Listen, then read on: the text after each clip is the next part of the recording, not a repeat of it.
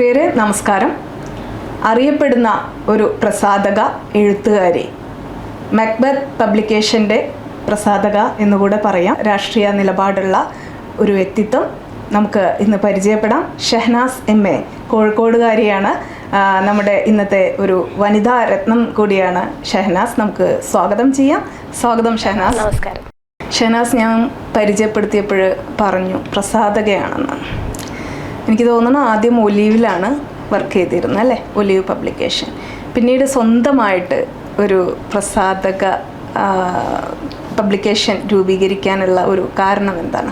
ഞാൻ ശരിക്കും പഠിച്ചതൊക്കെ M.Com B.Ed ആണ്. ഒരു അധ്യാപികയായിട്ട് ജോലി ചെയ്യേണ്ട ഒരാളാണ്. സത്യം പറഞ്ഞാൽ ഞാൻ കോഴിക്കോട് MMHS സ്കൂളിൽ അക്കൗണ്ടൻസി ബിസിനസ് പഠിപ്പിച്ചുകൊണ്ടിരുന്ന ഒരു വ്യക്തിയാണ്. ആ ഒരു സമയത്താണ് ഈ പ്രസാധന മേഖലയിലേക്ക്, എഴുത്തും വായനയും ഇഷ്ടമുള്ളത് കൊണ്ട് സോഷ്യൽ മീഡിയയിലും അങ്ങനെ മാഗസീനുകളിലേക്കൊക്കെ എഴുതുന്ന പതിവുണ്ടായിരുന്നു.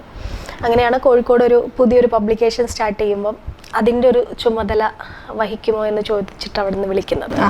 ഒരു വർഷം ഞാൻ ആ പബ്ലിക്കേഷൻസിൻ്റെ എഡിറ്ററായിട്ട് ജോലി ചെയ്തു. അപ്പം അധ്യാപന ജോലി തൽക്കാലം ഏറെ ഇഷ്ടമുള്ള ജോലി തന്നെയായിരുന്നു. പക്ഷെ ഒന്നും ഈ ഒരു എഴുത്തിനോടുള്ള വല്ലാത്തൊരു ഭ്രാന്തുണ്ട്. ആ ഒരു ഇഷ്ടം കൊണ്ട് പബ്ലിക്കേഷൻസിലേക്ക് ജോലി ചെയ്തു. പ്രത്യേകിച്ച് സ്ത്രീകളൊന്നും അധികം ഈ രംഗത്തില്ലാത്തൊരു മേഖലയായിരുന്നു. അപ്പം അവിടെ ജോലി ചെയ്തു. അവിടെ ഒരു 1 year ജോലി ചെയ്ത സമയത്താണ് നമ്മുടെ പ്രിയപ്പെട്ട ഡോക്ടർ M.K. മുനീർ അദ്ദേഹത്തിൻ്റെ ഒലിവ് പബ്ലിക്കേഷൻസിൻ്റെ എഡിറ്ററായിട്ട് ജോയിൻ ചെയ്യാൻ പറയുന്നത്. അതൊരു 20 വർഷത്തോളം പഴക്കമുള്ള സ്ഥാപനമാണ്. അപ്പം ഞാൻ ഈ മേഖലയിൽ പുതിയൊരാളാണ്. അപ്പം അതുകൊണ്ട് തന്നെ ഇത്രയും വലിയൊരു പബ്ലിക്കേഷൻസിൻ്റെ എഡിറ്ററായിട്ട് ജോലി ചെയ്യാനുള്ള ഒരു ടെൻഷനൊക്കെ എനിക്കും ഉണ്ടായിരുന്നു. ഞാൻ ആദ്യമേ ഡോക്ടർ M.K. മുനീറിനോട് നോ ആണ് പറഞ്ഞത്, എനിക്ക് ടെൻഷനാണെന്നാണ് പറഞ്ഞത്. പക്ഷെ അദ്ദേഹത്തെ സംബന്ധിച്ചിടത്തോളം അദ്ദേഹം നൽകുന്ന ഒരു പ്രോത്സാഹനമുണ്ട്. നിനക്ക് പറ്റും, നീ ചെയ്യാൻ നിനക്ക് പറ്റും എന്നൊക്കെ പറഞ്ഞിട്ട് നൽകിയ ഒരു ധൈര്യത്തിലാണ് ഞാൻ അന്ന് ഒലിവ് പബ്ലിക്കേഷൻസിൻ്റെ എക്സിക്യൂട്ടീവ് എഡിറ്ററായിട്ട് ജോയിൻ ചെയ്യുന്നത്. എനിക്ക് തോന്നുന്നു കേരളത്തിലെ പബ്ലിക്കേഷൻസിൽ അങ്ങനെ സ്ത്രീകൾ എഡിറ്റേഴ്സായിട്ട് ഉണ്ടായിട്ടില്ല. സ്ത്രീകളൊക്കെ പ്രസാധന മേഖലയിൽ ഉണ്ടെങ്കിലും ഈ പുരുഷന്മാരുടെ കേന്ദ്രീകൃതമായ ഒരു മേഖല കൂടിയായിരുന്നു. 2018 ആ ഒരു വർഷത്തിലാണ്. അവിടെ ഒരു 4 വർഷം ഞാൻ ജോലി ചെയ്തു. 4 വർഷം അവിടുത്തെ എക്സിക്യൂട്ടീവ് എഡിറ്ററായിട്ട് ജോലി ചെയ്തു. ഒരുപാട് പഠനങ്ങൾ എനിക്കുണ്ടായ ഒരു സ്ഥലമാണ് ഒലിവ് പബ്ലിക്കേഷൻസ് എന്ന് പറയുന്നത്. ആ സമയത്ത് തന്നെയാണോ പുസ്തകം കാലിഡോസ്കോപ്പി? അതിന് മുമ്പ് തന്നെ ഞാൻ ആദ്യം 2000 അവിടെ ജോയിൻ ചെയ്യുന്നതിന് മുന്നേ ആണ് ഞാൻ നോവൽ എഴുതിയത്. അത് കണ്ടിട്ടാണ് മുനീർ സാറിന് എന്നെ പരിചയം. പിന്നെ കോഴിക്കോട് ഡിസബിലിറ്റി ഉള്ള ആളുകൾക്ക് വേണ്ടി കോഴിക്കോട് കളക്ടർ ജോസ് സാറിൻ്റെ കൂടെ പ്രശാന്ത് സാറിൻ്റെ കൂടെയൊക്കെ വർക്ക് ചെയ്തിട്ടുണ്ട്. അപ്പം അത്തരത്തിൽ ആണ് നമ്മുടെ കോഴിക്കോടിൻ്റെ MLA ആയിരുന്നല്ലോ മുനീർ സാറ്. അങ്ങനെയാണ് സാറിനെ എനിക്ക് പരിചയം ഉണ്ടായിരുന്നത്. എൻ്റെ പുസ്തകമൊക്കെ വായിച്ചു കഴിഞ്ഞതിന് ശേഷമാണ് സാറ് ഈ മേഖലയിലേക്ക് എന്നെ ക്ഷണിച്ചതും. എന്നെ സംബന്ധിച്ച് എനിക്ക് തോന്നുന്നു ചിലപ്പോൾ ഈ പബ്ലിക്കേഷൻ മേഖലയിൽ ജോലി ചെയ്തതുകൊണ്ടാണ് ഞാൻ പുസ്തകം ഇറക്കിയിട്ടുള്ളത്. ഒരുപാട് ആളുകളുടെ പുസ്തകങ്ങൾ എൻ്റെ കയ്യിലൂടെ അക്ഷരങ്ങൾ പുസ്തകങ്ങളായി മാറുമ്പോൾ എനിക്കൊരാഗ്രഹം തോന്നിയിട്ട് ഞാനൊരു നോവൽ എഴുതുകയും ആ നോവൽ എനിക്ക് മലയാളത്തിൻ്റെ പ്രിയപ്പെട്ട എഴുത്തുകാരൻ M. മുകുന്ദൻ സാറാണ് പ്രകാശനം ചെയ്തു തരുന്നത്. തീർച്ചയായിട്ടും അത് വളരെ എനിക്ക് തോന്നുന്നു സ്ത്രീപക്ഷ നോവലാണ്. ഒരു സ്ത്രീപക്ഷ രചനയായിരുന്നു അത്.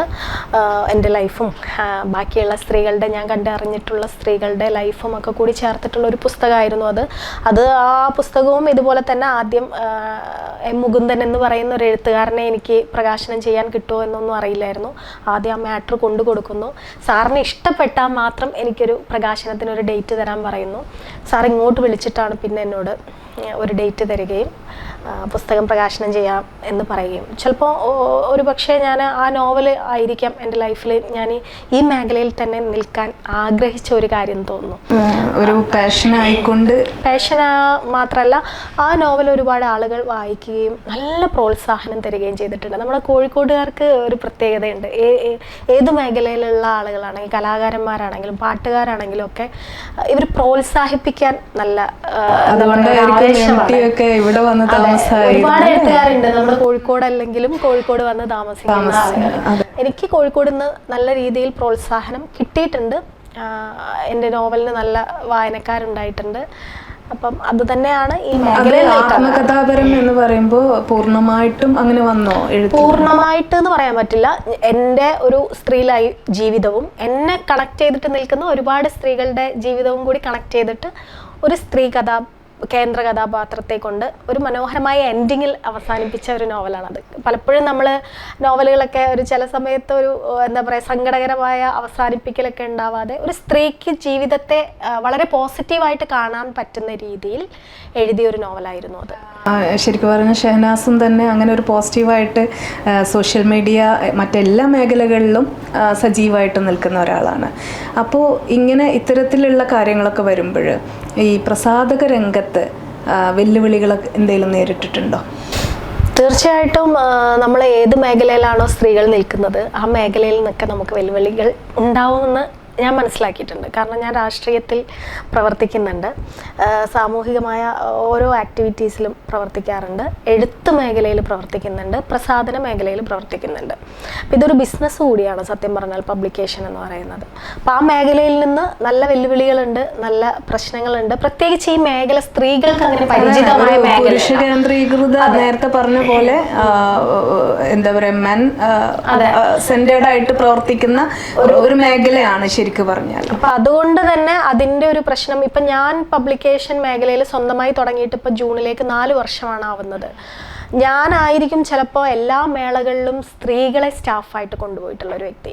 ഇപ്പോൾ പക്ഷേ എല്ലാ പബ്ലിക്കേഷൻസും സ്ത്രീകളെ സ്റ്റാഫായിട്ട് കൊണ്ടുവന്നിട്ടുണ്ട്. എൻ്റെ സ്റ്റാഫ് എല്ലാവരും സ്ത്രീകളാണ്. ഇപ്പോഴും ഷോറൂമിലും മേളകൾക്ക് പോകുമ്പോഴൊക്കെ ഞങ്ങൾ സ്ത്രീകളെ ഞാൻ ഇതിലേക്ക് കുറച്ച് പേരെ കൊണ്ടുവന്നിട്ടുണ്ടായിരുന്നു. അതിപ്പോൾ മക്ബത്ത് എത്ര പുസ്തകങ്ങൾ ഇറക്കിയിട്ടുണ്ട്? ഒരു 150ഓളം പുസ്തകങ്ങളാണ് ഇപ്പം നമ്മൾ ചെയ്തത്. 4 വർഷം കൊണ്ട് 150. അതിൽ ബെന്യാമിൻ്റെ പുസ്തകമുണ്ട്, സുഭാഷ് ചന്ദ്രൻ്റെ പുസ്തകമുണ്ട്, കാരശ്ശേരി മാഷിൻ്റെതുണ്ട്, വീരാൻകുട്ടി മാഷ്, ഇന്ദു മേനോൻ, പിന്നെ അങ്ങനെ തുടങ്ങി കെ.വി. മോഹൻകുമാർ സാറ്, മധുബാല്, ബെന്യാമിനൊക്കെ പോലെ അല്ലെങ്കിൽ മധുബാൽ സാറൊക്കെ പോലെയുള്ള വളരെ പ്രശസ്തരായവരുടെ പുസ്തകം ഇറക്കാൻ കഴിഞ്ഞു എന്നത് തീർച്ചയായിട്ടും അത് അവർ തന്നൊരു പ്രോത്സാഹനമാണ് എനിക്ക്. സത്യം പറഞ്ഞാൽ ഈ മേഖലയിൽ നമ്മൾ പറയാറുണ്ട് സ്ത്രീകളില്ല, അങ്ങനെയുള്ള കരച്ചിലുകൾ നമ്മൾ എപ്പോഴും കരഞ്ഞുകൊണ്ടിരിക്കുമല്ലോ.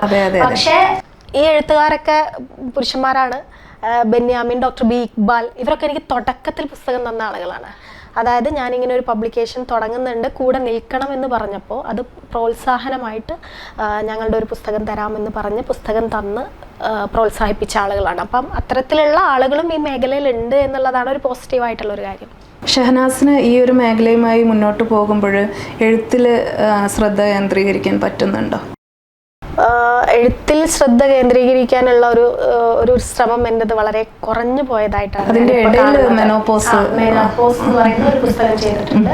പിന്നെ നമ്മൾ പല ആളുകളുടെ എഴുത്തുകളുമായിട്ട് എൻഗേജ്ഡ് ആണ്.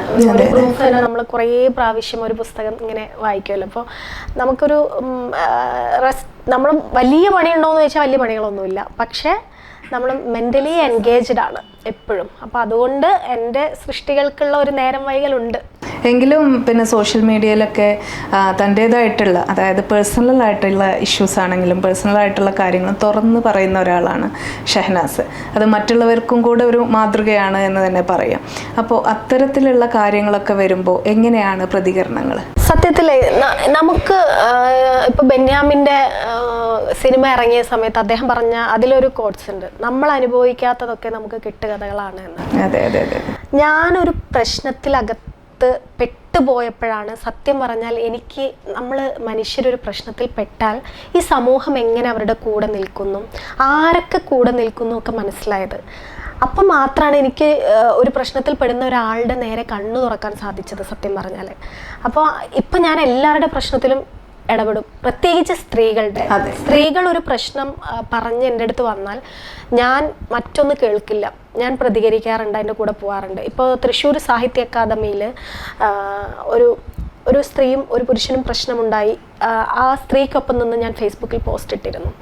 അപ്പം ഇത് ചെയ്ത വ്യക്തി എന്നെ നേരിട്ട് കാണാൻ എൻ്റെ സ്റ്റോളിൽ വന്നു. ഷഹനാസ് എങ്ങനെയാണ് എന്നെക്കുറിച്ച് അറിയാതെ ആ പോസ്റ്റിനെ സമീപിക്കുക, അങ്ങനെ ഒരു പോസ്റ്റ് എഴുതിയിടുക എന്ന് ചോദിച്ചിട്ട് അദ്ദേഹം എന്നോട് സംസാരിച്ചു. ഒരു എഴുത്തുകാരൻ തന്നെയാണ്. അപ്പം നിങ്ങളുടെ ഭർത്താവോ നിങ്ങളുടെ മകനോ നിങ്ങളുടെ ഉപ്പയോ ആയിരുന്നെങ്കിൽ നിങ്ങൾ അവരുടെ ഭാഗം കേൾക്കില്ലേ എന്ന് ചോദിച്ചു എന്നോട്. അപ്പം എനിക്ക് പറയാൻ തോന്നിയത്, ഒരിക്കലും ഞാൻ ആദ്യം എൻ്റെ ഭർത്താവിനെയോ എൻ്റെ മകനെയോ എൻ്റെ ഫാദറിനെയോ കേൾക്കാൻ തയ്യാറല്ല. ഞാൻ ആദ്യം ആ സ്ത്രീയെ കേൾക്കാനാണ് തയ്യാറാവുന്നത്. അവരെന്താണോ പറയുന്നത്, അവരുടെ വിഷമം എന്താണോ അത് ഉൾക്കൊള്ളാനാണ് ഞാൻ ആദ്യം ശ്രമിക്കുക. ഞാനൊരു ഫേസ്ബുക്ക് പോസ്റ്റ് എഴുതിയിട്ടാൽ നിങ്ങൾക്ക് അതിൻ്റെ ആ വ്യക്തി ഞാൻ ആ പോസ്റ്റ് ഇട്ട ഉടനെ എന്നെ ബ്ലോക്ക് ചെയ്ത ആളാണ്. നിങ്ങൾക്ക് എന്തവിടെ പറയാനുണ്ടോ നിങ്ങൾക്ക് അവിടെ താഴെ പറയാം. ഇപ്പോൾ ഒരുപാട് ഓപ്ഷൻസ് ഉണ്ട് നമുക്ക് പ്രതികരിക്കാനൊക്കെ ഉള്ള. അപ്പം ഞാനിപ്പോഴും ഞാൻ അങ്ങനെ തന്നെയാണ്. ഒരു സ്ത്രീയുടെ പ്രശ്നവുമായി വന്നാൽ ചിലപ്പം നമ്മളെ വല്ലാതെ മോശപ്പെടുത്തി കളയും. ആ സ്ത്രീ മോശമാണ് എന്ന രീതിയിൽ പറയുന്ന ഒരു സൊസൈറ്റിയാണ് ഇന്നും നിലനിൽക്കുന്നത്. എത്രത്തോളം അപ്പം അതിനൊപ്പം നമ്മൾ നിൽക്കേണ്ടതുണ്ട്. ഇപ്പോൾ ഒരു പുരുഷൻ എന്ത് ചെയ്താലും പണ്ട് തൊട്ടേ പറയുന്ന ഒരു പഴഞ്ചൊല്ല് പോലെ എന്താ പറയുക, വെള്ളം കണ്ടാൽ കഴുകും ചളിയിൽ ചവിട്ടും എന്ന് പറയുന്നത് പോലെ അതൊന്നും ആർക്കും പ്രശ്നമല്ല. അപ്പോൾ ഒരു സ്ത്രീ എങ്ങനെ, ഞാൻ ഉദ്ദേശിക്കുന്നത് എനിക്കൊരു മകളാണ്, അവള് 18 വയസ്സ് കഴിഞ്ഞിട്ടുള്ള ഒരു മകളാണ്. അപ്പോൾ അവള് വളർന്നു വരുമ്പോൾ അവൾക്ക് എവിടുന്നെങ്കിലും ഒരു മോശമായ അനുഭവം ഉണ്ടായാൽ ആ കുട്ടിക്ക് പറയാൻ സാധിക്കണം.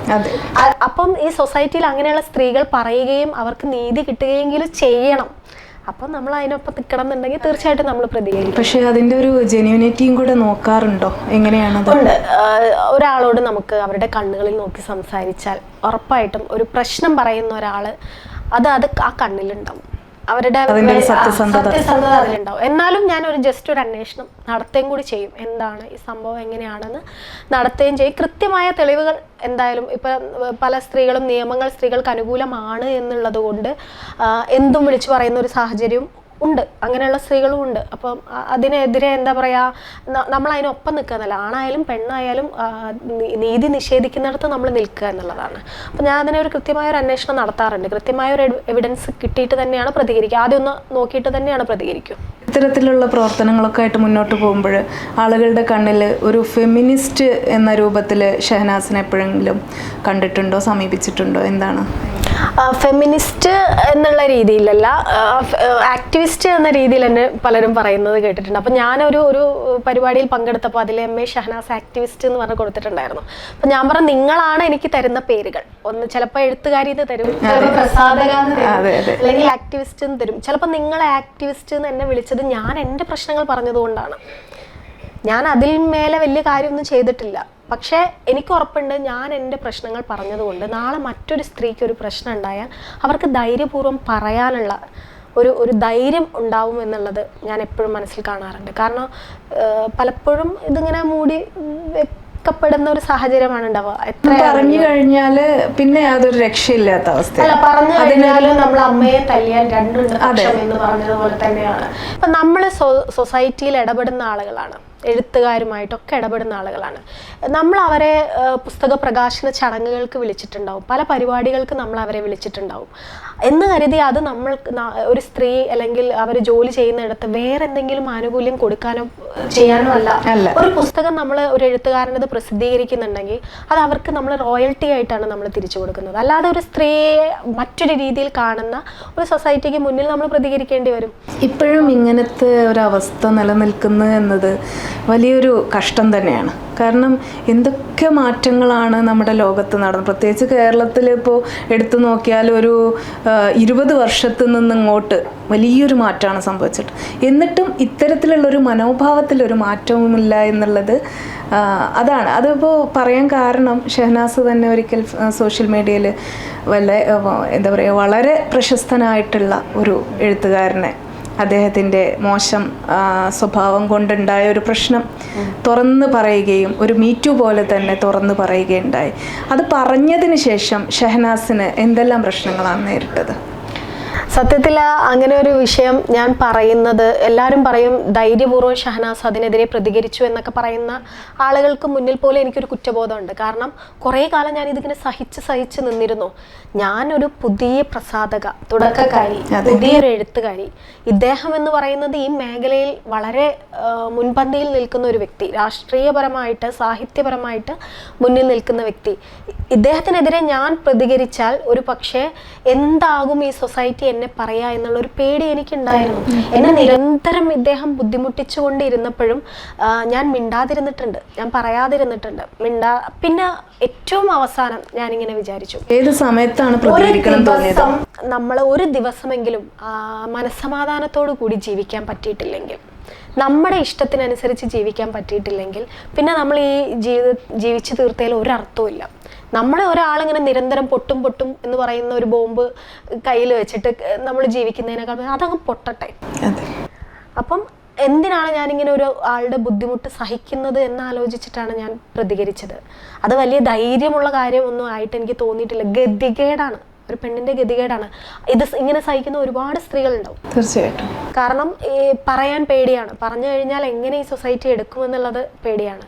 ഞാൻ പറഞ്ഞു കഴിഞ്ഞിട്ടും ഞാൻ നിങ്ങളിപ്പോൾ പറഞ്ഞ എഴുത്തുകാരൻ കോഴിക്കോട് ജില്ലയിൽ തന്നെയുള്ള എഴുത്തുകാരനാണ്. ഞാനും ഈ കോഴിക്കോട് ജില്ലയിൽ ജനിച്ച് വളർന്ന് പഠിച്ച ഒരാളാണ്. കല്യാണം കഴിഞ്ഞ് കുടുംബമായിട്ട് ജീവിക്കുന്ന ഒരു വ്യക്തിയാണ്. അദ്ദേഹത്തിൻ്റെ ജീവിത പശ്ചാത്തലവും എൻ്റെ ജീവിത പശ്ചാത്തലവും ഒക്കെ ഈ നാട്ടുകാർക്ക് വളരെ കൃത്യമായിട്ട് അറിയാം. എന്താണ്, എങ്ങനെയാണ് സംഭവിച്ചിട്ടുണ്ടാവുക എന്നൊക്കെ ഈ സാഹിത്യ മേഖലയിലുള്ള ആളുകൾക്ക് തന്നെ അറിയാം.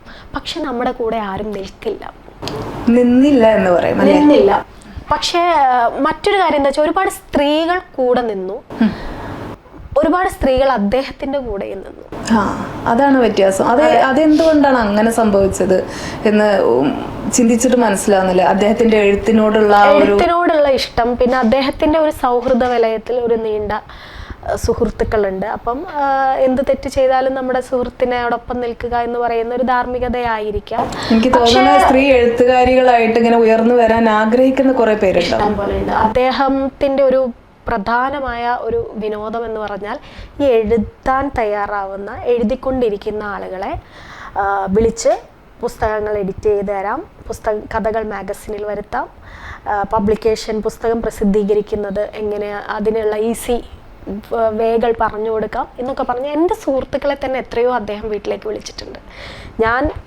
എന്നോടുള്ള അദ്ദേഹത്തിൻ്റെ ഒരു ദേഷ്യം എന്താണെന്ന് വെച്ചാൽ എൻ്റെ മാത്രമല്ല, ഞാൻ എൻ്റെ ഒരുപാട് സുഹൃത്തുക്കളെ കൂടി ബ്ലോക്ക് ചെയ്തിട്ടുണ്ടായിരുന്നു ആ വീട്ടിലേക്ക് പോകുന്നതിലും ഇടപെടുന്നതിലും. ഒരു വലിയ എഴുത്തുകാരൻ വിളിച്ച് നിങ്ങളുടെ സൃഷ്ടിയിൽ അവതാരിക എഴുതാൻ കൊടുത്തിട്ട് നിങ്ങളുടെ സൃഷ്ടിയിൽ കുറേ മിസ്റ്റേക്ക് ഉണ്ട്, ഇത് ഞാൻ കറക്റ്റ് ചെയ്ത് തരാം, നിങ്ങൾ വീട്ടിൽ വരൂ എന്ന് പറയുമ്പോൾ അവരെന്നെ വിളിച്ചു, ഞാൻ പബ്ലിഷ് ചെയ്യാൻ പോകുന്ന പുസ്തകമാണ്, അവരെന്നെ വിളിച്ച് പറയുന്നു വീട്ടിലേക്ക് ചെല്ലാൻ പറഞ്ഞു. ഞാൻ പറഞ്ഞു പോവരുത്, ഒറ്റയ്ക്ക് പോവരുത്, നിങ്ങൾ ഒറ്റയ്ക്ക് പോവരുത് എന്ന് പറഞ്ഞ് ബ്ലോക്ക് ചെയ്തിട്ടുണ്ട്. അപ്പം കുറേ ദേഷ്യങ്ങൾ അദ്ദേഹത്തിന് എന്നോടുണ്ടായിരുന്നു. അത് അങ്ങനെയുള്ള ഒരു ജീവിതം നയിക്കുന്ന ഒരു മനുഷ്യന് നമ്മളോടുണ്ടാവുന്ന, പ്രത്യേകിച്ച് ഞാൻ പറയട്ടെ, നമ്മളിപ്പോൾ സിനിമാ മേഖലയെ കുറിച്ച് പറയാറുണ്ട്, സിനിമാ മേഖലയിൽ നടക്കുന്ന സ്ത്രീകൾക്കെതിരെ നടക്കുന്ന ഒരുപാട് പ്രശ്നങ്ങളെ കുറിച്ച് പറയാറുണ്ട്. എനിക്ക് തോന്നുന്നു അതിനേക്കാൾ കൂടുതൽ സാഹിത്യ മേഖലയിൽ നടക്കുന്നുണ്ട്. ഇത്രയും കാലം പേടിയാണ് സ്ത്രീകൾക്ക്, പ്രത്യേകിച്ച് സ്ത്രീകൾ എഴുതുമ്പോഴേ ആരും പ്രോത്സാഹിപ്പിക്കില്ല. പലപ്പോഴും നമ്മൾ കേൾക്കുക, നിങ്ങൾ മാധവിക്കുട്ടിയാവാൻ പഠിക്കുകയാണോ, വീട്ടിൽ നിന്ന് പോലും ഒരു സപ്പോർട്ടും ഉണ്ടാവില്ല. അപ്പൊ നമ്മളൊരു പ്രശ്നത്തിൽ പെട്ടുപോയാൽ, നമ്മുടെ മക്കളാണോ നമ്മുടെ സഹോദരിമാരൊക്കെ ഒരു പ്രശ്നത്തിൽ പെട്ടുപോയി കഴിഞ്ഞാൽ ഇത് പുറത്തു പറയാൻ പേടിയാണ്. നീ എന്തിനാ പണിക്ക് പോയി, നിനക്ക് എഴുതാതെ വീട്ടിലിരുന്നാ പോരെ. ഒരു പക്ഷെ നമ്മുടെ ഉള്ളിലുള്ള വലിയ ആഗ്രഹമായിരിക്കും, എഴുത്ത് എന്ന് പറയുന്ന ഒരു ഭ്രാന്തമായ ഫീലാണ്. അപ്പൊ അത് എഴുതണം എന്നുള്ള ആളുകൾ അതിന്റെ വഴിയെ പോവും. പക്ഷെ പെട്ടുപോയാൽ പ്രതികരിക്കാൻ ഈ മേഖലയിൽ പറ്റില്ല എന്നുകൊണ്ട് എത്ര പേർ മിണ്ടാതിരിക്കുന്നുണ്ട് എന്ന് എനിക്കറിയാം. ഞാൻ ഈ പ്രശ്നം അഡ്രസ്സ് ചെയ്ത് സംസാരിച്ചപ്പോൾ എൻ്റെ അടുത്ത് വന്ന ഇഷ്ടം പോലെ ആൾക്കാരുണ്ട്. അവർക്ക് അപ്പോഴും പറയാൻ പേടിയാണ്, പുറത്ത് പറയാൻ പേടിയാണ്. അപ്പോഴും ഞാൻ വിചാരിക്കും, ഞാനൊരു ബലിയാടായിട്ടാണെങ്കിലും ആളുകൾക്ക് മനസ്സിലാവുമല്ലോ ഇങ്ങനെയൊക്കെ ഈ വീട്ടിലൊക്കെ നടക്കുന്നുണ്ട് എന്നുള്ളത്. ഒരു എഴുത്തുകാരൻ അദ്ദേഹത്തിൻ്റെ വീട്ടിലേക്ക് ഒരു പുതിയ എഴുതാൻ തുടങ്ങുന്ന ഒരു കുട്ടിയെ വിളിക്കുമ്പോൾ അത് ഒരു പ്രശ്നമായിട്ട് ആരും വിചാരിക്കില്ല. ഒന്നാമത് അദ്ദേഹം വീട്ടില് ഭാര്യയൊന്നും ഇല്ലാതെ ജീവിക്കുന്ന ഒരു അധ്യാപകനാണ്. അപ്പം അതിൽ നല്ല സന്തോഷമാണ് നമുക്കൊക്കെ അനുഭവപ്പെടുക. അപ്പം ഈ കുട്ടികൾ അവിടെ ഒരു പ്രാവശ്യം പോയാൽ പെട്ടുപോകും. കോളേജിലൊക്കെ പഠിക്കുന്ന കുട്ടികൾ നല്ല പ്രണയ കഥകളൊക്കെ എഴുതുന്ന എഴുത്തുകാരാണ്. അതിൽ ആകൃഷ്ടരാവുന്ന ഒരുപാട് ആളുകളുണ്ട്. അപ്പം അങ്ങനെ അറിയാതെ പോകുന്നവർ, അങ്ങനെ അറിഞ്ഞിട്ട് പോകുന്നവർ പോവട്ടെ, അതൊക്കെ ഓരോരുത്തരുടെ വ്യക്തിപരമായ കാര്യങ്ങളാണ്. അറിയാതെ ഒരാളെ എഡിറ്റ് ചെയ്ത് തരാം, അത് അവതാരിക എഴുതി തരാം, കഥ പ്രസിദ്ധീകരിക്കാം എന്നൊക്കെ പറഞ്ഞ് വിളിക്കുന്നത് തെറ്റാണ്. അപ്പോൾ എന്നെ പോലെയുള്ള ആരെങ്കിലുമൊക്കെ പ്രതികരിച്ചാൽ ഒന്ന് ചെയ്യുന്നത് മറ്റൊന്നിന് വളമാവാൻ സഹായിക്കുമെന്ന് പറയുന്ന പോലെ എനിക്ക് അങ്ങനെയാണ് തോന്നിയത്. കാരണം വേറൊരു കാര്യം എന്താണെന്ന് അറിയുമോ, ഈ മേഖലയിൽ ഇങ്ങനെ നടക്കുന്നത് ഇവിടെ ഒന്നും സ്ത്രീകളില്ലാത്തത് കൊണ്ടാണ്. പ്രസാധകരായിട്ട് സ്ത്രീകളില്ല, കുറവാണ്. പിന്നെ എന്താ പറയാ, എഴുത്തുകാരുടെ മുൻനിരയിൽ നിൽക്കുന്ന സ്ത്രീകൾ കുറവാണ്. അപ്പൊ ഒരു കഥ പ്രസിദ്ധീകരിച്ച ഒരു മാഗസിനിൽ അയച്ച ഒരു സ്ത്രീയുടെ കഥ വരണമെങ്കിൽ ഒരു എഴുത്തുകാരന്റെ സപ്പോർട്ട് വേണം എന്ന അവസ്ഥയിലേക്ക് വരുമ്പോൾ സ്ത്രീകൾ സ്വമേധയാ അങ്ങനെ പെട്ടുപോകുന്ന അവസ്ഥയും കൂടി ഉണ്ട്. ഇപ്പോൾ ഇതെല്ലാം പറയുമ്പോഴേ ഈ പ്രസാധന മേഖലയിൽ ഒരുപാട് ചൂഷണങ്ങൾക്കിരയാവുന്നുണ്ട്. ഇപ്പോൾ മക്ബത്ത് പബ്ലിക്കേഷനിൽ ഒരു പുസ്തകം വരികയാണെങ്കിൽ ആ പുസ്തകത്തിൻ്റെ അതിൽ ഉള്ള ഉള്ളടക്കത്തിൻ്റെ ക്വാളിറ്റി ആണോ നോക്കുക, അതോ അതിന് വേണ്ടിയിട്ട് ക്യാഷ് അവർ അങ്ങനെ ഉണ്ടല്ലോ, ഇപ്പോൾ ക്യാഷ് എത്രയും ചിലവാക്കി പുസ്തകം ഞങ്ങൾ ഇറക്കാൻ തയ്യാറാണ് എന്ന് പറയുന്ന ഒരുപാട് എഴുത്തുകാരുണ്ട്. എന്താണ് മെയിനായിട്ട് അതിൽ ശ്രദ്ധിക്കുക? കണ്ടന്റാണ് പ്രത്യേകമായിട്ട് ശ്രദ്ധിക്കാറുള്ളത്. ഒരു പുസ്തകം നമ്മുടെ കയ്യിൽ കിട്ടുമ്പോൾ ആ പുസ്തകത്തിൽ വായനക്കാർക്ക് എങ്ങനെ അത് സ്വാധീനിക്കാൻ പറ്റുന്ന തരത്തിലുള്ള കവിതകളോ കഥകളോ നോവലോ ആണോ എന്ന് ശ്രദ്ധിക്കാറുണ്ട്. പിന്നെ പുതിയ കുറച്ച് ആളുകൾക്ക് അവസരം കൊടുക്കാറുണ്ട്. സ്ത്രീകൾക്ക് പലപ്പോഴും നമ്മൾ ഇപ്പോൾ ഒരു ബെന്യാമിൻ്റെ ഒരു പുസ്തകം പ്രസാധകർക്ക് കിട്ടണമെങ്കിൽ തന്നെ വലിയ ബുദ്ധിമുട്ടാണ്. അദ്ദേഹത്തിനെ പോയി കണ്ട് നമ്മളിങ്ങനെ പറഞ്ഞ് നമുക്കൊരു പുസ്തകം കിട്ടണം. വലിയ സീനിയേഴ്സ് ആയിട്ടുള്ള എഴുത്തുകാരൻ, അവരുടെ ഒരു പടം മതി, ഒരു പുസ്തകത്തിൻ്റെ ചട്ടയിലൊരു ചിത്രമുണ്ടെങ്കിൽ പോലും ആൾക്കാരെടുത്ത് വായിക്കും. പക്ഷെ പുതിയ ആളുകളെ സപ്പോർട്ട് ചെയ്യുന്ന ചിലപ്പോൾ പുതിയ ആളുകളിൽ നല്ല എഴുത്തുകാരുണ്ടാവും. ഇപ്പോൾ കുറേ പുതിയ എഴുത്തുകാരൊക്കെ ഉണ്ട്. അപ്പം അങ്ങനെ പുതിയ എഴുത്തുകാരികളായ പ്രത്യേകിച്ച് സ്ത്രീകൾക്ക് ഒരു അവസരം കൊടുക്കാൻ ശ്രമിക്കാറുണ്ട്. എത്രത്തോളം ഇതൊരു ബിസിനസ് ആണല്ലോ. മാത്രമല്ല പ്രസാധന മേഖല എന്ന് പറയുന്നത് ഒരു വലിയ പ്രോഫിറ്റ് ഉണ്ടാക്കാൻ പറ്റുന്ന ഒരു ബിസിനസ് അല്ല. ഇത് ശരിക്കും പറഞ്ഞാൽ ഈ മേഖലയിൽ ഒരു പാഷൻ കൊണ്ട് ഇഷ്ടം കൊണ്ട് ഒക്കെ നിൽക്കുന്ന ഒരു വ്യക്തി എന്ന രീതിയിൽ അങ്ങനെ ഇങ്ങനെ മെല്ലെ മെല്ലെ നമുക്ക് മുന്നോട്ട് പോകാനേ പറ്റൂ. ഇതിന് വലിയൊരു എമൗണ്ട് ഉണ്ടാക്കി നമുക്കൊരു സമ്പാദ്യമോ ഒന്നും ഉണ്ടാക്കാൻ സാധിക്കില്ല. അപ്പം അല്ലെങ്കിൽ പിന്നെ അത്രയ്ക്കും വൻകിട പ്രസാധകരായിട്ട് DCA പോലെയൊക്കെ മൂലധനമുള്ള ഒരു സ്ഥാപനമായിരിക്കണം. അപ്പം നമ്മളെ സംബന്ധിച്ച് നമുക്ക് ചെയ്യാൻ പറ്റുന്നതിന് പരിമിതികളുണ്ട്. പക്ഷെ എന്നാലും മാക്സിമം ചെയ്യാറുണ്ട്. ഒരുപാട് സ്ത്രീകളുടെ പുസ്തകം മക്ബത്തിലൂടെ വന്നിട്ടുണ്ട്, പുതിയതായിട്ട് പുതു എഴുത്തുകാരികളുടെ. അതുപോലെ തന്നെ ഈ പ്രസാധന മേഖലയിൽ മറ്റൊരു സംഭവം കണ്ടുവരുന്നത് എന്താണെന്ന് വെച്ചാൽ ഇതുപോലെയുള്ള പുസ്തകങ്ങൾ പ്രസിദ്ധീകരിക്കാൻ മുൻകൈയെടുക്കുകയും എന്നിട്ട് പിന്നെ അവരുടെ അടുത്ത് നിന്ന് കുറേ കാശ് മേടിക്കുകയും പിന്നീട് അത് പകുതിക്ക് വെച്ച് നിർത്തിപ്പോവുകയും ചെയ്യുന്ന ഒരു കൂട്ടം ആളുകൾ. അതുപോലെ തന്നെ മറ്റൊരു കാര്യം എന്താണെന്ന് വെച്ചാൽ ഇവർ തന്നെ പ്രസിദ്ധീകരിച്ച് ഇവർ തന്നെ ഒരു മത്സരത്തിന് ഒന്നും വെക്കാതെ അവാർഡുകൾ, അതും വളരെ മഹത്തുക്കളായിട്ടുള്ള ആളുകളുടെ പേരിൽ അവാർഡുകൾ നൽകുന്നത്, ഇതിനെക്കുറിച്ച് എന്താ പറയാനുള്ളത്? ശരിക്കും പറഞ്ഞാൽ ഈ പ്രസാധന മേഖലയിൽ കടിഞ്ഞാണിടാൻ ആരുമില്ല. ഓരോ പ്രസാധകരും ഓരോ രീതിയിലുള്ള പ്രിന്റിംഗ് കോസ്റ്റാണ് ഓരോരുത്തരുടെ കയ്യിൽ നിന്ന് വാങ്ങുക. അപ്പം നമ്മൾ DCയിൽ പ്രസിദ്ധീകരിക്കുന്ന പുസ്തകങ്ങൾ മുഴുവൻ പൈസ ഇല്ലാതെ പ്രസിദ്ധീകരിക്കുന്ന ഒരു തോന്നൽ നമ്മുടെ വായനക്കാർക്കുണ്ട്. പക്ഷെ അല്ല, DC ആണെങ്കിലും മാതൃഭൂമി ആണെങ്കിലും ഒക്കെ പൈസ വാങ്ങിയിട്ട് പുസ്തകം പ്രസിദ്ധീകരിക്കാറുണ്ട്. അവർ വാങ്ങുന്ന പൈസ എന്ന് പറഞ്ഞാൽ കുറച്ച് കൂടുതലായിരിക്കും. അവരുടെ ഗുഡ് വില്ലും ഇതൊക്കെ അനുസരിച്ച് അത്രയും വലിയ പബ്ലിക്കേഷൻസിൽ പുസ്തകം ചെയ്യാനുള്ള ആ ഒരു എമൗണ്ട് അവരുടെ കയ്യിൽ നിന്ന് റോയൽറ്റി അതുപോലെ കൊടുക്കും. റോയൽറ്റി കൊടുക്കും. പിന്നെ ഇത്ര പുസ്തകം പ്രിന്റ് ചെയ്തിട്ട് ഇത്ര കോപ്പി കൊടുക്കും. അങ്ങനെയൊക്കെയാണ് ഈ മേഖലയിൽ. ഇതിന് ഒരു ഗവൺമെന്റിന്റെ ഒരു പ്രിന്റിംഗ് കോസ്റ്റ് ഇത്ര പേജ് പുസ്തകത്തിന് ഇത്ര പൈസയെ വാങ്ങാവൂ, അങ്ങനെയുള്ള ഒരു ചട്ടക്കൂടും ഇതിന്റെ ഉള്ളിൽ നിയമമില്ല. അത് ആർക്കെന്തും വാങ്ങാം. നിങ്ങൾക്ക് കംഫർട്ടബിൾ ആണെങ്കിൽ ആ പ്രസാധനശാലയിൽ നിങ്ങൾക്ക് പുസ്തകം ചെയ്യാം എന്നുള്ള ഒരു രീതിയാണ്. ഇപ്പോൾ കഴിഞ്ഞ സാഹിത്യ അക്കാദമിയുടെ ഗവൺമെന്റിൻ്റെതാണല്ലോ സാഹിത്യ അക്കാദമിയുടെ ഫെസ്റ്റ്, ഞാൻ പ്രസാധകരുടെ ഒരു ചർച്ചയുള്ളപ്പോൾ ഞാൻ ഈ കാര്യം സൂചിപ്പിച്ചിരുന്നു. കാരണം പ്രിന്റിംഗ് കോസ്റ്റ് അല്ലെങ്കിൽ ഒരു എഴുത്തുകാരൻ പുസ്തകം ചെയ്യുന്നത് പല പബ്ലിക്കേഷൻസിൽ പോകുമ്പോൾ പല റേറ്റാണ്. അപ്പം അതിനൊക്കെ ഒരു ചട്ടക്കൂട് ഉണ്ടാക്കി ഗവൺമെന്റിന്റെ കീഴിൽ തന്നെ ഒരു കൂട്ടായ്മയൊക്കെ വരികയാണെങ്കിൽ നല്ലതാണ് എന്ന് തോന്നിയിട്ടുണ്ട്. തീർച്ചയായിട്ടും. ചിലപ്പം എന്താ പറയാ, അവർ തുടങ്ങിയിട്ട് ഒരു വർഷം കൊണ്ട് നിർത്തുന്ന ആളുകൾ, എഴുത്തുകാർ വഞ്ചിക്കപ്പെടും. അവരുടെ പുസ്തകം ഒരു സൃഷ്ടി ഉണ്ടാവുക എന്ന് പറയുന്നത്, ഒരു എഴുത്തുകാരി കൂടി ആയതുകൊണ്ട് എനിക്കറിയാം അതിന് ഒരുപാട് സമയമുണ്ട്. നമ്മുടെ ഉള്ളിലുള്ള ക്രിയേറ്റിവിറ്റിയാണ്. അപ്പം അതങ്ങനെ നശിച്ചു പോകുമ്പോൾ നമ്മുടെ കുഞ്ഞുങ്ങളെ പോലെയാണ് നമുക്ക് സത്യം പറഞ്ഞാൽ ഓരോ പുസ്തകവും ഓരോ സൃഷ്ടിയും. അപ്പം അത് നശിച്ചു പോകുമ്പോൾ എഴുത്തുകാരന് സ്വാഭാവികമായിട്ട് നല്ല വിഷമം ഉണ്ടാവും.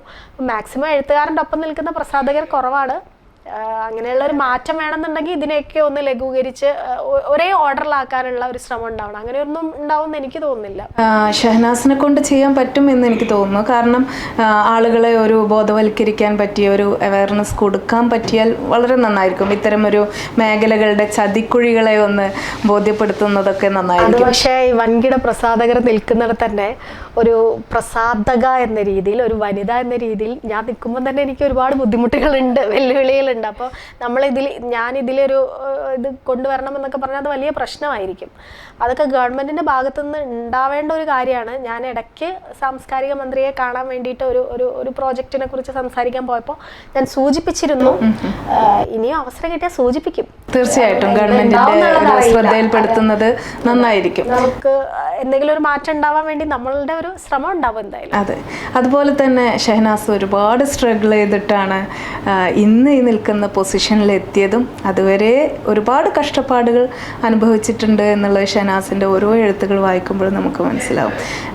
കുറേ കാലം ഉമ്മ കാര്യങ്ങളൊക്കെ ആയിട്ട് ഒരുപാട് ഉമ്മ പ്രവാസിയായിരുന്നു അല്ലേ? ഇപ്പം അടുത്തുപോലെ ആടുജീവിതം വന്നപ്പോഴും ഷഹനാസ് അതിനെക്കുറിച്ച് പറഞ്ഞായിരുന്നു. എന്തായിരുന്നു ആ ഒരു കാലഘട്ടത്തിലുള്ള ജീവിതം? എങ്ങനെയായിരുന്നു? എന്തൊക്കെ ജീവിതത്തിൽ ഇപ്പൊ ഇങ്ങനെ ഇവിടെ ഇരിക്കുന്ന നിങ്ങളോട് സംസാരിക്കുമ്പം എൻ്റെ ലൈഫിൽ എനിക്ക് കിട്ടിയതൊക്കെ ബോണസ് ആണെന്ന് വിചാരിക്കുന്ന ആളാണ് ഞാൻ വളർന്നു വന്ന ചുറ്റുപാടിൽ നിന്ന് എനിക്കിങ്ങനെ ഇവിടെ വന്നിരുന്നിരിക്കാൻ പറ്റുന്ന ഒരു സാഹചര്യമുള്ള ഒരു കുടുംബത്തിൽ ജനിച്ച ആളല്ല ഞാൻ. ഒരു സാധാരണ മുസ്ലിം ഫാമിലിയിൽ ജീവിച്ച ആളാണ്. 10ാം ക്ലാസ് വരെ മാത്രമേ പഠിപ്പിക്കൂ, അത് കഴിഞ്ഞാൽ തുന്നൽ അങ്ങനെ എന്തെങ്കിലും തയ്യൽ പഠിക്കാമെന്ന് പറഞ്ഞ ഒരു കുടുംബത്തിൽ നിന്നുള്ള ഒരു വ്യക്തിയാണ്. പിന്നെ ഉള്ള ധൈര്യം എന്ന് പറയുന്നത്, എൻ്റെ ഉമ്മ ഒരു പ്രവാസിയായിരുന്നു. ഉമ്മ ഒരു വലിയ വിദ്യാഭ്യാസമൊന്നും ഇല്ലാത്ത ഒരാളാണ്. അപ്പോൾ ഞാൻ എൻ്റെ ജീവിതത്തിൽ എന്ത് തീരുമാനം എടുക്കുമ്പോഴും ഞാൻ ഉമ്മേനെ ആലോചിക്കും. കാരണം ഉമ്മ ഞങ്ങൾ പെൺകുട്ടികളെ വളർത്താൻ വേണ്ടിയിട്ട് ഒരു വിദ്യാഭ്യാസവും ഇല്ലാത്ത ഒരു വ്യക്തി ഗൾഫിൽ പോയി ഞങ്ങളെ നോക്കിയിട്ടുണ്ട്. അപ്പം അത് ഒരു ധൈര്യമാണ്, ഒരു സ്ത്രീയുടെ ധൈര്യമാണ്. അന്നത്തെ കാലത്ത് അന്ന് ആലോചിക്കണം. ഇപ്പോൾ നേരത്തെ സംസാരിച്ചതിൽ ഇങ്ങനെ പറഞ്ഞു, റെക്കോർഡ് ചെയ്തിട്ട് ശബ്ദം കേൾക്കുന്നത്, അങ്ങനെയൊക്കെ നമ്മൾ എപ്പോഴെങ്കിലും വിളിക്കാൻ പറ്റുള്ളൂ. മാസത്തിൽ ഒരു പ്രാവശ്യമൊക്കെയാണ് ഉമ്മ വിളിക്കുക. അപ്പം അങ്ങനെയുള്ള ഒരു സാഹചര്യത്തിൽ ഉമ്മ എടുത്തൊരു ധൈര്യമുണ്ട്. ഇന്ന് നമുക്ക് നേരിട്ട് കാണാനുള്ള, ഫോണിൽ കണ്ട് സംസാരിക്കാനുള്ള. അപ്പം ഇന്ന് ഞാൻ ഒരു പ്രവാസിയായിട്ട് ഷാർജയിൽ ഒരു പ്രസാധനശാല തുടങ്ങിയ ഒരാളാണ്. അപ്പം ഞാൻ വിചാരിക്കും എപ്പോഴും, ഇന്ന് തന്നെ നമുക്കൊരു എയർപോർട്ടിലേക്ക് കയറിയാൽ ഫ്ലൈറ്റിൽ കയറുന്നവരെ നമുക്ക് കുറേ ടെൻഷനാണ്. ഇതെവിടെ കാണിക്കും, ഇതെവിടെ കാണിക്കും എന്നൊക്കെ ആലോചിച്ചിട്ട് എഡ്യൂക്കേറ്റഡ്, നമുക്ക് സംസാരിക്കാൻ അറിയാം, ഒക്കെ അറിയാം, എന്നാലും നമ്മുടെ ഉള്ളിലൊരു പേടിയുണ്ട്. അപ്പം അന്നത്തെ ആ കാലത്ത് എൻ്റെ ഉമ്മയൊക്കെ എൻ്റെ ഉമ്മ എന്ന് മാത്രമല്ല, ഒരുപാട് സ്ത്രീകൾ അന്ന് പ്രവാസികളായി കുടുംബം നോക്കിയ സ്ത്രീകളുണ്ട്, മുസ്ലിം സ്ത്രീകൾ ഇഷ്ടം പോലെ. തീർച്ചയായിട്ടും. അപ്പം അവരെടുത്ത ധൈര്യമുണ്ട്. അതെന്തുകൊണ്ട് നമുക്ക് ഇപ്പോഴത്തെ കാലത്ത് എടുക്കാൻ പറ്റുന്നില്ല എന്നതാണ് എൻ്റെ പല തീരുമാനങ്ങളും ഉണ്ടായിട്ടുള്ളത്. അപ്പം ഉമ്മയാണ് എപ്പോഴും പോസിറ്റീവായിട്ട് മുന്നിൽ നിൽക്കുന്ന ഒരാൾ. എപ്പോഴും വളരെ ചെറുപ്പത്തിൽ കല്യാണം കഴിഞ്ഞു. വളരെ ചെറുപ്പത്തിൽ കല്യാണം. അത് എന്തുകൊണ്ടാണ് അങ്ങനെ ഒരു ഏർലി മാരേജ് നടക്കാൻ കാരണം? എൻ്റെ ഫാമിലിയിൽ ഉപ്പയും ഉമ്മയും തമ്മിൽ ഉള്ള ഒരു പ്രശ്നവും അവർ വേർപെട്ട് ജീവിക്കുന്ന ഒരു ചുറ്റുപാടും ഒക്കെ ഉള്ളതുകൊണ്ട് സ്വാഭാവികമായിട്ടും ഒരു അരക്ഷിതാവസ്ഥ നമുക്കുണ്ടാവും, പ്രത്യേകിച്ച് പെൺകുട്ടികൾക്ക്. അപ്പം ചിലപ്പം അങ്ങനത്തെ ഒരു രീതി ആയിരിക്കാം എന്ന് എനിക്ക് തോന്നിയിട്ടുണ്ട്. ഞാൻ എൻ്റെ വിദ്യാഭ്യാസമൊക്കെ ഉണ്ടായത് മകള് plus two degree PG BEd ഒക്കെ ഞാൻ പഠിച്ചത്. ഞാൻ ഒരുപക്ഷെ എൻ്റെ മകളുടെ കൂടെ പഠിച്ച് വന്ന ആളാണ്. അവളിപ്പോൾ MBBS KMCT മെഡിക്കൽ കോളേജിൽ ഫസ്റ്റ് ഇയർ പഠിക്കുന്നു. അപ്പോൾ അവളോടൊപ്പം തന്നെയാണ് ഞാൻ പഠിച്ചിട്ടുള്ളതെന്ന് ഞാൻ വിശ്വസിക്കും. അപ്പം ഞാൻ അവളോട് പറയും, ഞാൻ നിൻ്റെ ഒപ്പം തന്നെ പഠിച്ച് വളർന്ന ഒരാളാണ്, നീ വലിയ ആളായിട്ടൊന്നും കാണണ്ട എന്ന് ഞാൻ പറയാറുണ്ട്. അപ്പം അതുകൊണ്ട് ഇപ്പം എനിക്ക് തോന്നുന്നു എനിക്കൊരു സുഹൃത്തായിട്ട് എൻ്റെ മകളുണ്ട്. തീർച്ചയായും നമ്മളോടൊപ്പം എത്തി നിൽക്കുന്ന മക്കൾ എന്ന് പറയുന്നത് വലിയ ഭാഗ്യമാണ്. അന്ന് ഞാൻ ഒരുപാട് സ്ട്രഗിൾ ചെയ്തിട്ടുണ്ട്. പഠനം, കുട്ടികളുടെ പഠനം, എൻ്റെ പഠനം, പഠിക്കാനുള്ള ആഗ്രഹം ഉള്ളത് കൊണ്ടാണ് കേട്ടോ. അല്ലെങ്കിൽ എന്നെ പഠിക്കാൻ പോകണമെന്ന് നിർബന്ധിക്കുന്ന ഒരു ഭർത്താവൊന്നും ആയിരുന്നില്ല. എൻ്റെ ആഗ്രഹം കൊണ്ടാണ്. അത് ചോദിക്കാൻ വരെയായിരുന്നു ഭർത്താവിൻ്റെ ഒരു സപ്പോർട്ട്. കാരണം ഒരുപാട് മേഖല കൈകാര്യം ചെയ്യുന്ന ഒരാളാണ് ഷഹനാസ്. നമ്മളെപ്പോഴും അധികം വീട്ടിലായിരിക്കില്ല, ഔട്ട്സൈഡ് ആയിരിക്കും, പുറത്തായിരിക്കും. ആളുകളുമായിട്ടുള്ള ഒരു സഹവാസമാണ് നമുക്കൊരു എന്താ പറയുക, സാമൂഹ്യ ജീവിയാണ് ഷഹനാസ്. അപ്പോൾ എങ്ങനെയാണ് പുള്ളിയുടെ ഒരു സപ്പോർട്ടും കാര്യങ്ങളും? പുള്ളി ഡോക്ടറാണ്. ഡോക്ടറാണ്, ഗൈനക്കോളജിസ്റ്റ് ആണ്. മലപ്പുറം അരീക്കോട് താലൂക്ക് ആശുപത്രിയിൽ ജോലി ചെയ്യുന്നു. സാധാരണ ഒരു ഫാമിലിയിൽ തന്നെ ഉള്ള വ്യക്തി തന്നെയാണ് അദ്ദേഹം. സാഹിത്യ മേഖലയൊന്നും ഒട്ടും അറിയാത്ത വ്യക്തിയാണ്. ഒരു പഠിക്കുന്ന പുസ്തകം അല്ലാതെ ഒരു കഥ പോലും എൻ്റെ പുസ്തകം പോലും വായിച്ചിട്ടില്ല. അപ്പോൾ സാഹിത്യ മേഖലയെ ഒട്ടും അറിയാത്ത ഒരാളായിരുന്നു. ഈ മേഖല ഇഷ്ടമില്ലാത്ത ആളുമായിരുന്നു. ഞാനൊരു കഥ എഴുതുന്നൊക്കെ ഉണ്ടെങ്കിൽ ഒളിച്ചു വെച്ചാണ് എഴുതിയിട്ടുള്ളത്. ഫേസ്ബുക്കിലൊക്കെ ഞാൻ കഥ എഴുതിയിട്ടുള്ളതൊക്കെ ആരും കാണാതെയാണ് എഴുതിയിട്ടുള്ളത്. എൻ്റെ ആദ്യത്തെ പുസ്തകം പ്രകാശനം ചെയ്യുന്ന സമയത്ത് മാത്രമാണ് അദ്ദേഹം എന്നെ ഇത്രയും സപ്പോർട്ട് ചെയ്യുന്ന ആളുകൾ കോഴിക്കോട് ഉണ്ട് എന്ന് പോലും അദ്ദേഹം അറിയുന്നത്. KP കേശവ മേനോൻ ഹാളിൽ വെച്ചിട്ടായിരുന്നു എൻ്റെ പുസ്തക പ്രകാശനം. ആ സമയത്താണ് അവരൊക്കെ ഒരു ഗവൺമെൻറ് ജീവനക്കാരായിട്ട് ജീവിച്ച് വളർന്ന, അവരുടെ കുടുംബത്തിലുള്ള എല്ലാവരും ഗവൺമെൻറ് ജോലി ചെയ്യുന്ന ആളുകളാണ്. അപ്പം എന്നോടും അങ്ങനെയാണ് പറയുക, PSC പഠിക്കുക, വെറുതെ ഇരുന്ന് ഇതെഴുതി സമയം കളയല്ലേ എന്ന് പറഞ്ഞിരുന്ന ആള് ഇപ്പം നീ ഒരു കഥ എഴുതിക്കോ എന്ന് പറയുന്ന രീതിയിൽ ഞാൻ മാറ്റിയെടുത്തിട്ടുണ്ട്. അതിന് ഞാൻ അദ്ദേഹത്തിൻ്റെ കുടുംബത്തെയൊക്കെ ഈ മേഖലയിലെ ഏത് പരിപാടിക്ക് പോകുമ്പോഴും ഞാൻ കൊണ്ടുപോകും. എൻ്റെ മകളെയൊക്കെ ഞാൻ കൊണ്ടുപോകും.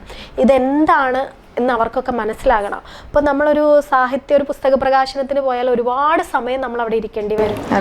ഓരോരുത്തരുടെ പ്രസംഗങ്ങൾ അതൊക്കെ കേൾക്കുക എന്ന് പറയുന്ന, നമ്മളെ സംബന്ധിച്ച് അതൊരു രസമാണ്, ഒരു ലഹരിയാണ്. അവരൊക്കെ ആളുകൾ വലിയ വലിയ എഴുത്തുകാർ പറയുന്നതും കേൾക്കുന്നതും ഒക്കെ. പക്ഷേ ഈ മേഖലയിൽ ഇല്ലാത്ത ആളുകൾക്ക് ഇതിനെക്കുറിച്ച് അറിയില്ല. എന്താ ഇത്രയും സമയം അവിടെ പോയിട്ട് ചെയ്യുന്നതെന്ന് അവർ ചിന്തിക്കും. അപ്പോൾ സ്വാഭാവികമായിട്ട് അതുകൊണ്ട് തന്നെ ഇവരെയൊക്കെ ഞാൻ ഇതിൽ കൊണ്ടുവരാറുണ്ട്. ഇവർക്കറിയാം, എല്ലാം ഞാൻ അവർക്ക് മനസ്സിലാക്കി കൊടുത്തിട്ട് തന്നെയാണ് മുന്നോട്ട് പോകുന്നത്. അപ്പം ആദ്യമൊന്നും അദ്ദേഹത്തിന് ഇഷ്ടം ഉണ്ടായിരുന്നില്ലെങ്കിൽ കൂടിയും ഇപ്പം എനിക്ക് നല്ല രീതിയിൽ സപ്പോർട്ട് തരുന്ന ഒരാളാണ്. പുസ്തകം എഴുതാൻ പറയുന്നത്, നീ ഇത്രയും ലാഗ് ചെയ്യരുത് പുസ്തകം എഴുതാൻ എന്ന് പറയുന്ന ഒരു വ്യക്തി കൂടിയാണ്. ആ രൂപത്തിൽ തന്നെ മുന്നോട്ട് പോട്ടെ, നല്ല രൂപത്തിൽ. പിന്നെ അതുപോലെ ചോദിക്കാനുള്ളത്, ഇപ്പോൾ ഇനി നമ്മുടെ സ്ത്രീകളുണ്ടല്ലോ, നമുക്ക് ചുറ്റുമുള്ള സ്ത്രീകൾ, അവർ ഈ പൊതുസമൂഹത്തിലേക്ക് വരുമ്പോൾ നേരിടുന്ന വെല്ലുവിളികൾ എന്തൊക്കെയാണ്? സ്ത്രീകൾ എന്നല്ല, പുരുഷന്മാരാണെങ്കിലും നമുക്ക് ആരും ഒരു സിംഹാസനമൊന്നും വലിച്ചിട്ട് തരില്ല. സ്ത്രീകളാണെങ്കിലും പുരുഷന്മാരാണെങ്കിലും പ്രശ്നങ്ങൾ ഒരുപാട് ഉണ്ടാവും എല്ലാ മേഖലയിലും. പക്ഷേ സ്ത്രീകൾക്ക് അത് കുറച്ചുകൂടി കൂടുതലായിരിക്കും. സ്ത്രീകളെ എപ്പോഴും സ്ത്രീകളുടെ രാഷ്ട്രീയം പറയുമ്പോൾ എപ്പോഴും ബോഡി പൊളിറ്റിക്സ് കൂടി പറയും. സ്ത്രീകളെ മോശപ്പെടുത്താൻ ഏറ്റവും ആളുകൾ യൂസ് ചെയ്യുന്നത് അവള് പിഴയാണ്, അവള് മോശമാണ് എന്ന് പറയുന്ന ഒരു രീതി. അത് പുരുഷന്മാർക്ക് കേൾക്കേണ്ട ഗതികേട് വരില്ല എന്നുള്ളതാണ് ഈ മേഖലയിലുള്ള ഒരു വ്യത്യാസം. പക്ഷെ നമ്മൾ ആലോചിക്കേണ്ട ഒരു കാര്യം, നമുക്ക് എന്തെങ്കിലും ഒരു ആഗ്രഹം, നമ്മുടെ ഉള്ളിൽ എന്തെങ്കിലും ഒരു കഴിവുണ്ടെങ്കിൽ, ക്രിയേറ്റിവിറ്റി ഉണ്ടെങ്കിൽ അതുമായിട്ട് നമ്മൾ മുന്നോട്ട് പോവുക തന്നെ വേണം. മുന്നോട്ട് പോകുമ്പോൾ ഉറപ്പായിട്ടും നമ്മളെക്കുറിച്ച് ആളുകൾ പലതും പറയും. ആളുകളുടെ വാ മൂടി കെട്ടിയിട്ട് നമുക്കൊന്നും ചെയ്യാൻ പറ്റില്ല. അല്ലെങ്കിൽ പിന്നെ നമ്മൾ വീട്ടിൻ്റെ ഉള്ളിൽ അടുക്കളയിൽ ചോറും കറിയും വെച്ച് കുട്ടികളെ നോക്കിയിരുന്ന ആരും നമ്മളൊന്നും പറയില്ല. ചിലപ്പോൾ വീടിന് തൊട്ടടുത്തുള്ള കുറച്ച് ആളുകൾ എന്തെങ്കിലും പറഞ്ഞെങ്കിലേ ആയുള്ളൂ. പക്ഷെ അല്ലാതെ നമ്മൾ മാനസികമായിട്ട് തയ്യാറെടുക്കേണ്ടത്, സമൂഹത്തിൽ നിന്ന് നമുക്ക് എന്തും കേൾക്കാം, നമ്മൾ ചെയ്യുന്ന പ്രവൃത്തിയിൽ വിശ്വസിച്ച് മുന്നോട്ട് പോകണം. നമ്മൾ എന്താണോ ചെയ്യുന്നത് ആ രീതിയിൽ മുന്നോട്ട് പോകണം. നമ്മൾ പ്രവർത്തിക്കണം. നമ്മുടെ ഏറ്റവും സത്യസന്ധമായിട്ട് ആത്മാർത്ഥമായിട്ടൊക്കെ പോയാൽ ഈ ലോകം തന്നെ കൂടെ നിൽക്കുന്നുള്ളതിന്റെ തെളിവാണ് സത്യം പറഞ്ഞ പൗലോ കൊയ്ലോയുടെ ആ വേർഡ്സ് പോലെ എൻ്റെ ജീവിതത്തിൽ ഉണ്ടായിട്ടുണ്ട്. തീർച്ചയായിട്ടും പ്രസാധന മേഖലയിലും ഇവിടൊന്നും എന്താ പറയാ, ഞാൻ എവിടെയോ എത്തിയെന്നല്ല, ഇങ്ങനെ പോലും എത്താൻ എന്താ പറയാ നിയോഗമുണ്ടോയെന്ന് ചോദിച്ചാൽ ഇല്ല എന്ന് വിചാരിക്കുന്ന ഒരാളാണ് ഞാൻ. അപ്പം അങ്ങനെ നമ്മുടെ ഉള്ളിൽ അത്രയും വലിയ ആഗ്രഹം ഉണ്ടെങ്കിൽ അതിനുവേണ്ടി പരിശ്രമിച്ചാൽ സ്ത്രീക്കായാലും പുരുഷനായാലും വരാൻ പറ്റും. സ്ത്രീകൾക്ക് കുറച്ചുകൂടി പ്രശ്നങ്ങൾ നേരിടേണ്ടി വരും. അതിനുള്ള ഒരു മാനസികമായ കരുത്ത്, ഈ പ്രശ്നങ്ങൾ നേരിടുമ്പോൾ തന്നെ നമ്മൾ മാനസികമായിട്ട് ഭയങ്കരമായി ബോൾഡ്. ഒരു പ്രശ്നവും ഇല്ലാതിരുന്ന ആർക്കും ബോൾഡ് ആവാൻ പറ്റില്ല. നമ്മൾ ഈ പ്രശ്നങ്ങളെ തരണം ചെയ്ത് മുന്നോട്ട് പോകുമ്പോൾ മാനസികമായിട്ടുള്ള ഒരു കപ്പാസിറ്റി ഒരു പഴഞ്ചൊല്ല്. അപ്പൊ മാറി നിൽക്കാതെ എല്ലാ സ്ത്രീകളും മുന്നോട്ട് വന്ന് നിങ്ങൾക്ക് ഏത് മേഖലയിലാണോ പ്രവർത്തിക്കേണ്ടത് ആ മേഖലയിൽ പ്രവർത്തിക്കാൻ മുന്നോട്ട് വരണം തന്നെ എനിക്ക് പറയാനുള്ളത്. അപ്പോൾ ഇതെല്ലാം നമ്മൾ പറഞ്ഞു. ഇപ്പോൾ ഷെഹനാസിൻ്റെ ഓരോ കാര്യങ്ങൾ പ്രസാധക എന്നുള്ള രൂപത്തിൽ, എഴുത്തുകാരി എന്നുള്ള രൂപത്തിൽ, കുടുംബം, സമൂഹം, ഇനി വരുന്നത് നമ്മൾ രാഷ്ട്രീയത്തിലേക്കാണ്. രാഷ്ട്രീയം പറയുമ്പോൾ ഷെഹനാസിൻ്റെതായ നിലപാടുണ്ട്. എന്താണ് പറയാനുള്ളത്? ഇപ്പോൾ പ്രവർത്തിക്കുന്നത് കോൺഗ്രസിന് വേണ്ടിയിട്ടാണ്. എന്താണ് പറയാനുള്ളത്? ഞാനൊരു എഴുത്തുകാരിയാണ്, ഒരു പ്രസാധകയാണ്. സ്വാഭാവികമായിട്ടും നിങ്ങൾക്ക് കേരളത്തിലെ ഒരു രാഷ്ട്രീയ പശ്ചാത്തലം മനസ്സിലാക്കിയാൽ അറിയാം, കോൺഗ്രസ്സുകാരിൽ എഴുത്തിൻ്റെ മേഖലയിലും പ്രസാധനത്തിൻ്റെ മേഖലയിലുമുള്ള ആളുകൾ, കലാകാരന്മാർ കുറവാണ്. കമ്മ്യൂണിസ്റ്റ് പ്രസ്ഥാനത്തിൻ്റെ കൂടെ ഒരുപാട് കലാകാരന്മാരും എഴുത്തുകാരും അതുപോലെ പ്രസാധനശാലകളുമൊക്കെ നിരവധിയായിട്ടുണ്ട്. സ്വാഭാവികമായിട്ട് അവർ നന്നായിട്ട് കലാകാരന്മാരെ പ്രോത്സാഹിപ്പിക്കുന്നതായിട്ട് എനിക്ക് തോന്നിയിട്ടുണ്ട്. എഴുത്തുകാരെ ആണെങ്കിലും കലാകാരന്മാരൊക്കെ ആണെങ്കിലും പ്രോത്സാഹിപ്പിക്കുന്നതായിട്ട് തോന്നിയിട്ടുണ്ട്. പല എഴുത്തുകാരും സ്വന്തം രാഷ്ട്രീയം പറയാതെ നിഷ്പക്ഷമായിട്ട് നിൽക്കുന്ന ആളുകളുണ്ട്. ഇപ്പോഴും ഒരുപാട് സീനിയേഴ്സ് ആയിരിക്കും. അവർക്ക് രാഷ്ട്രീയം പറയാനോ അല്ലെങ്കിൽ എന്തെങ്കിലും ഒരു സമൂഹത്തിൽ നടക്കുന്ന ഒരു അനീതിക്കെതിരെ നിലപാടെടുക്കാനോ ബുദ്ധിമുട്ടുള്ളതായിട്ട് എനിക്ക് തോന്നിയിട്ടുണ്ട്. ഞാൻ സത്യം പറഞ്ഞാൽ ഒരു പുതിയ എഴുത്തുകാരിയാണ്, തുടക്കക്കാരിയാണ്. പക്ഷെ എൻ്റെ രാഷ്ട്രീയം കോൺഗ്രസ് ആണ് എന്ന് ഞാൻ ഉറച്ചു പറയുന്ന ഒരാളാണ്. ആ ഉറച്ചു പറയുന്നത് ചെറുപ്പം മുതലേ കോൺഗ്രസിനോടുള്ള ഒരു ആഭിമുഖ്യം ഉണ്ടായിരുന്നു. എങ്ങനെയാണത്? കോൺഗ്രസ് എന്ന് പറയുന്ന പ്രസ്ഥാനത്തിനോടുള്ള ആഭിമുഖ്യം എന്ന് പറയുന്നത് എന്നെ സംബന്ധിച്ച് നമ്മളൊക്കെ ഒരു നീണ്ട വർഷക്കാലം അല്ലെങ്കിൽ ഞാൻ ഷഹനാസ് ആണെന്നോ അല്ലെങ്കിൽ താങ്കൾ എന്താ പറയുക അസ്നയാണെന്നോ നമ്മുടെ കൂട്ടുകാരി വല്ല ഷർണ അങ്ങനെ തുടങ്ങിയ ആരെങ്കിലും ആണെന്നോ ചിന്തിക്കേണ്ട ഒരു ഗതികേടൊന്നും നമുക്ക് വന്നിട്ടില്ല. അത് ഇന്ത്യൻ നാഷണൽ കോൺഗ്രസ് ഒരു നീണ്ട വർഷം ഈ ഇന്ത്യ ഭരിച്ചതുകൊണ്ടാണ്. തീർച്ചയായിട്ടും ഇന്ന് അങ്ങനെയല്ല. എൻ്റെ കുടുംബത്തിലൊന്നും ആരും രാഷ്ട്രീയക്കാരില്ല, രാഷ്ട്രീയത്തിൽ പ്രവർത്തിച്ച ആളുകളില്ല. അവർക്ക് അതിൻ്റെ ആവശ്യം ഉണ്ടായിട്ടില്ല. കാരണം ഈ രാജ്യത്ത് അങ്ങനെ ഒരു മതത്തിൻ്റെ പേരിലോ ഒരു പേരിൻ്റെ പേരിലോ ഒരു ഭക്ഷണത്തിൻ്റെ പേരിലോ ധരിക്കുന്ന വസ്ത്രത്തിൻ്റെ പേരിലോ അങ്ങനെ മാറ്റി നിർത്തുന്ന ഒരു ഭരണകൂടം ഇതുവരെ ഉണ്ടായിട്ടില്ല. പക്ഷേ ഇന്ന് നമ്മുടെ പേര് കൊണ്ട്, നമ്മുടെ വിശ്വാസം കൊണ്ട്, നമ്മൾ കഴിക്കുന്ന ഭക്ഷണം കൊണ്ട്, നമ്മൾ കഴിക്കുന്ന വസ്ത്രം കൊണ്ട്, നമ്മൾ ധരിക്കുന്ന വസ്ത്രം കൊണ്ട് നമ്മൾ തിരഞ്ഞെടുത്ത് അയച്ച് നമ്മളെ ഭരിക്കാൻ നിയോഗിച്ച ഭരണകൂടം ആ രീതിയിൽ നിൽക്കുന്നു. നമ്മളടക്കമുള്ള ആളുകൾ രാഷ്ട്രീയം പറയേണ്ട അവസ്ഥയുണ്ട്. അതാണ് രസം. നമ്മളാണ് തെരഞ്ഞെടുത്തത്, നമ്മൾ തെരഞ്ഞെടുത്ത് നമ്മളെ ഭരിക്കാൻ നിയോഗിച്ച ആളുകൾ, എന്നിട്ട് നമ്മൾ അടിച്ചമർത്തുന്ന ഒരു കാലഘട്ടം. അപ്പൊ ഈ കാലത്ത് ഉറപ്പായിട്ടും ഏതൊരു മനുഷ്യനും രാഷ്ട്രീയം പറയേണ്ട ആവശ്യമുണ്ട്.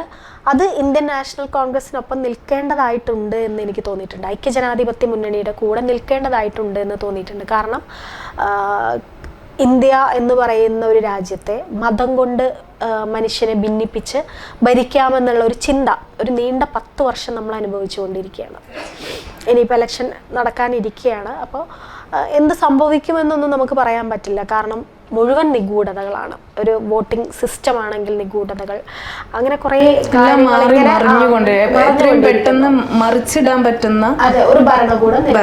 അപ്പം അതിനെതിരെ ഓരോരുത്തരും പ്രതികരിക്കേണ്ടതായിട്ടുണ്ട് എന്നുള്ളത് കൊണ്ട് തന്നെയാണ് ഞാൻ എൻ്റെ രാഷ്ട്രീയം പറഞ്ഞുകൊണ്ടേയിരിക്കുന്നത്. എപ്പോഴും സംഘപരിവാർ BJP രാഷ്ട്രീയത്തിനെതിരെ പറയുന്ന ഒരു വ്യക്തിയാണ്. അങ്ങനെ തന്നെ പറയാനാണ് ആഗ്രഹിക്കുന്നതും. അപ്പം അങ്ങനെ ഒരു മനുഷ്യനെ ഒരു മതത്തിന്റെ പേരിൽ മനുഷ്യനെ വേർപെടുത്തുന്ന രാഷ്ട്രീയത്തിനെതിരെ പറഞ്ഞുകൊണ്ട് തന്നെയാണ് കോൺഗ്രസിനൊപ്പം നിൽക്കുന്നത്.